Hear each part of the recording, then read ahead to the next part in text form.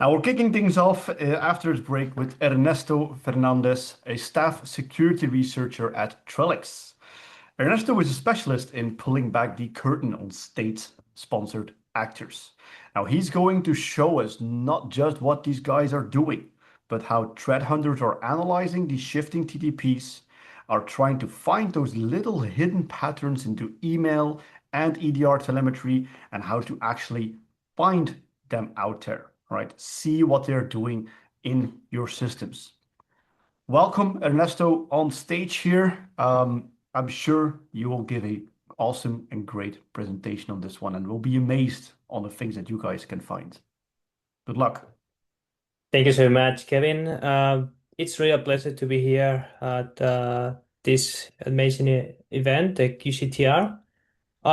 As Kevin said, today I want you to introduce you the way we try to hunt at Trellix, the way we try to uncover threat actors, especially those that might be sponsored by states. Okay. Um, well, Kevin made the introduction, so not too much to say about me. So let's start with the agenda for today. First of all, I will explain the methods we use to hunt on our telemetry, both on email but also on EDR. Then we'll jump to real case scenarios we had last year. First, we'll dig a little bit in Mustang Panda campaigns. Then we'll jump into Russian reductors, some of them APT28, Gammaridon, but also other minor or uncategorized Russian reductors. And then we'll jump to a campaign we saw from different Asian reductors targeting embassies from Europe located in Asia. And finally, we'll draw some conclusions.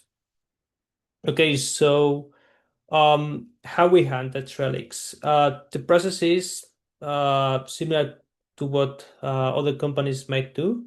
We try to see what are the anomalous things in our telemetry. But first, we try to define a scope. We try to, for example, search only on a specific telemetry source, maybe on a specific region or country, sector, might be also work as well. We might want to focus only on a specific threat actor, on a specific campaign. There's so many little things that we can adjust to define our scope. Then we try to know what is abnormal within our telemetry. What it might be normal for a customer, might not be for another one. What might be something really noisy in our region might not be in Asia, for example. Um, and then we'll try to get also our intelligence in my group. Well, my group is from the threat intelligence group at Trellix, so we try to analyze what we have about a specific threat actor, a specific campaign, try to get their TTPs, the command lines, the indicator of compromise might be useful in some cases. So we try to get those details to before start a hunt.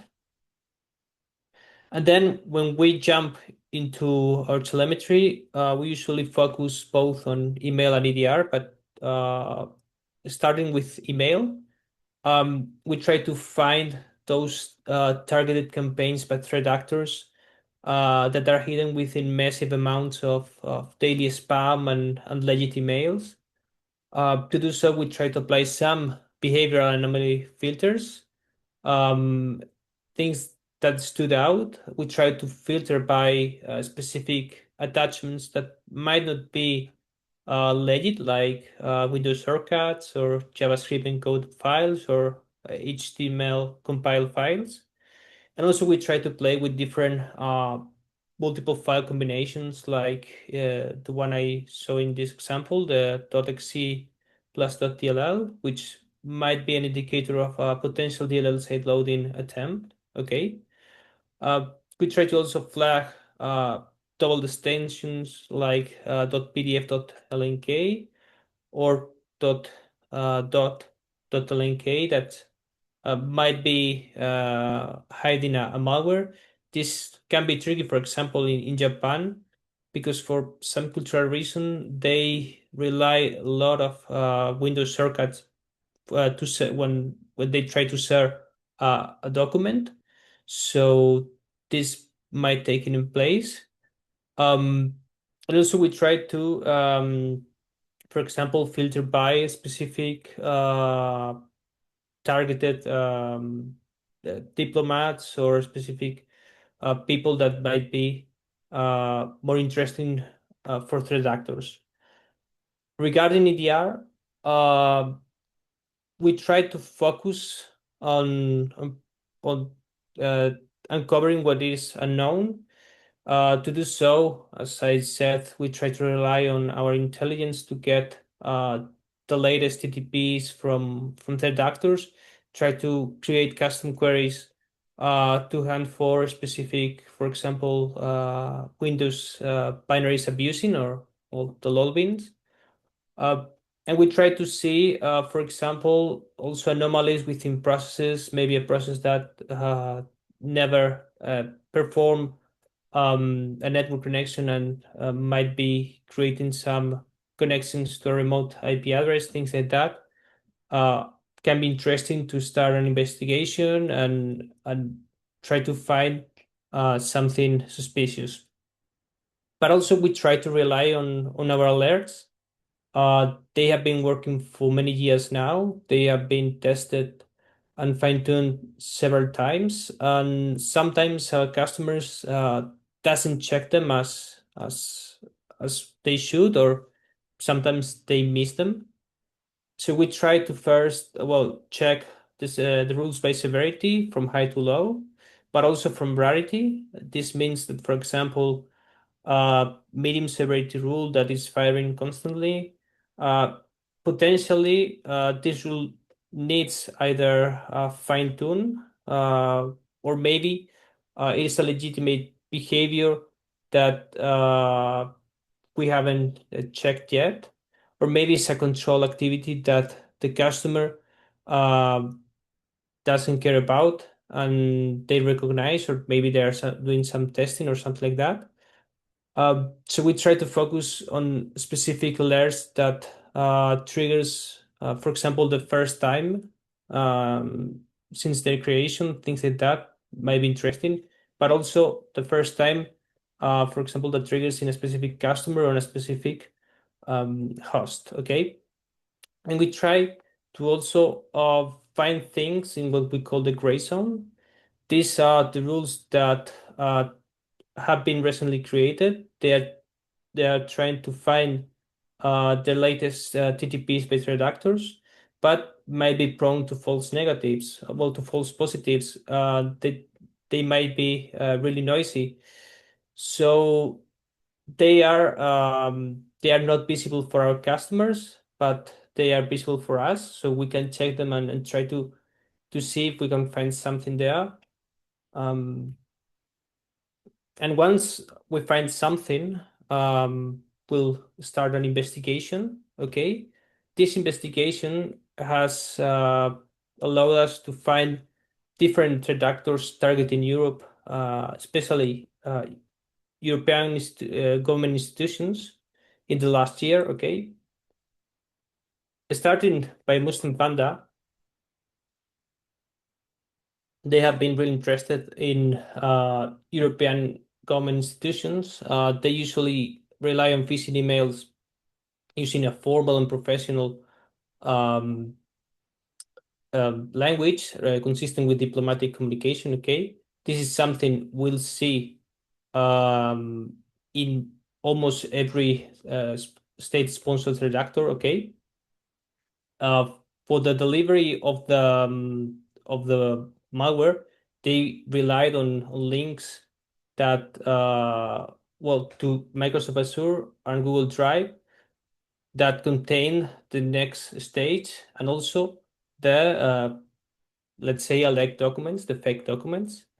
Um, the initial infection vector might vary, but usually at the end, a fake document, that decoy document will be presented, like the ones we can see in these examples. And in the last case, a plugx variant is usually deployed for espionage purposes. Okay, so in these examples, we can see two different execution chains from Mustang Panda from different campaigns. Okay, so they start the same, a link attached within the email that downloads a zip file, and ultimately will deliver a plugx via a DLL side loading exploitation. Okay, in the first case, it's much simple because it relied on a Windows Circuit file to deliver a tar archive file and executing the DLL loading step. Okay, but in the second campaign, we saw that, for example, a zip file was delivered containing both a misbuilt legit binary that was renamed and a CSR project file, so that once the user clicked, well, execute the MS build binary, it will automatically load the CSR project at delivery, the DLL exploitation phase that will lead to plugx.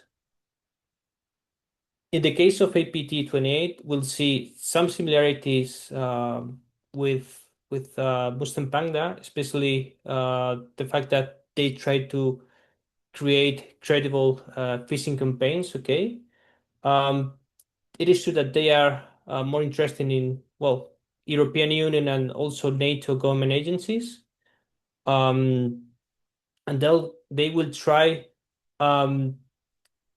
to get either the credentials of the user or deploying a malware for espionage. Okay, to do so, it is not rare that they will rely on 0 days or end days to try to compromise their victims. In one case that we uncovered this year, a phishing email was delivered to different customers, trying to deliver a malicious Microsoft Word document containing the CVE 2026 slash 21509 exploit. This CVE was, I think, released the day before, and they were so fast creating a working exploit that they only needed just 1 day, so they were really fast. This campaign ultimately deployed either the not door or bare shell backdoors that are meant for espionage. Okay, if we focus on other, let's say, Russian threat actors like Gemeridian, but also other uncategorized Russian threat actors, this includes different clusters that cannot be tied to unknown groups. Okay, but they're really active, especially since 2022 Ukraine war. Okay, um, they are really interested in sending phishing campaigns to Ukrainian and other Eastern European government institutions. And the goals are really similar to the ones we already saw with APT28, either credential stealing or malware deployment. It is not rare that they also rely on compromised government accounts for sending the campaigns. If we check at the credential stealing, here we have a couple examples. Either a link or an HTML attachment is shared, urging the user to introduce their credentials in order to see the real document. Once the user includes them, they are sent to the command and control and, well, stolen completely. Then these credentials can be used for many purposes, but one of them is for sending malware from government accounts, for compromised government accounts. And in this case, both gamma read and the other Russian pterodactyls will rely on mostly on archived files like RAR or zip. Okay, but gamma read would prefer using LOL beans such as MHDA, WScript, PowerShell, etc. to deploy a custom backdoor at the end. Okay. In the case of the other Russian reductors, we have seen different file stealers, really simple ones, some of them created using AI, or we suspect, um, written in Golang, PowerShell, JavaScript, etc. And they will rely on Discord, Telegram, or GitHub, or different web services for the C2 communication, either for deploying further stages or to send information. And lastly, the last campaign we uncovered was phishing emails sent to European embassies within Asian countries by Asian threat actors. Some of them were Sidewinder and Bitter APT tied to India, and Do Not APT tied to Pakistan. Um, they will usually use email accounts crafted to mimic real government institutions. And they will ultimately deploy some custom backdoor, some custom infostealer or things like that to get as much information as possible. Something that is also interesting from these groups is that they try to use what we call geofencing. This means blocking every network request to the command and control, but the ones that are from the uh, are located from the targeted country. Okay, and they will also try to rely on timing to see, for example, if one day was delivered the email and someone is accessing them 2 days after, it is probably a security researcher, so maybe well, they will block that request to hinder our analysis. In the case of Sidewinder, the campaign relied on click-once applications, but also on RTF word exploits, especially really old exploits from 2017. They relied on DLL side loading for execution, and they will ultimately deploy Stealer bot, which is a custom backdoor from them. In the case of Bitter APT, they usually rely on scripts pretending to be a document.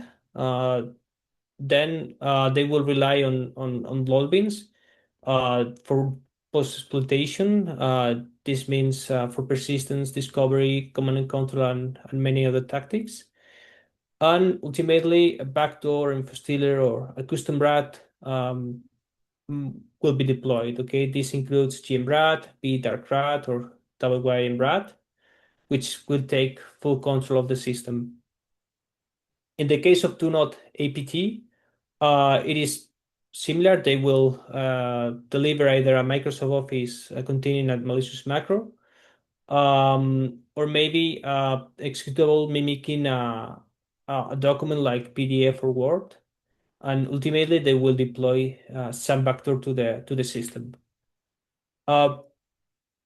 Based on that, we can draw some conclusions. Those can be, for example, the persistent and variety of these reductors. They come from China, Russia, India, and so on.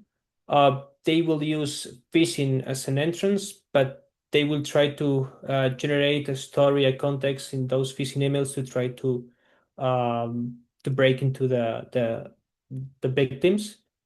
They will use a variety of techniques. They will rely on logins, on custom backdoors, end days to try to evade security controls. And and the only way to be ahead to these threats is using a proactive approach, having the right intelligence, performing proactive threat hunting, and knowing the environment you're dealing with. Uh, we have Some of these campaigns have been detailed in different blogs. If you want to check them, we'll be really happy. It includes much more details than the ones I've shared here. So I encourage you to check them. I don't know if we have time for questions, maybe not, but I will try to answer them in the next time. Thank you so much. Thank you, Ernesto. A great reminder that hunting is a lot more than just waiting for an alert to pop up here. You really need the people and good analysts to tackle this in a structured way. Great stuff. Thanks for sharing. And another one is phishing. I mean, a lot of your slides were about phishing attacks and things that you can detect in email, of course. So please, people, check them out. It's not always state-sponsored, but it's any attacker that will try to find the route of least resistance. We have no time for questions, but if there are any questions, please post them in the Q&A section so that Ernesto can also check them out offline and give you an answer. Thanks again, Ernesto.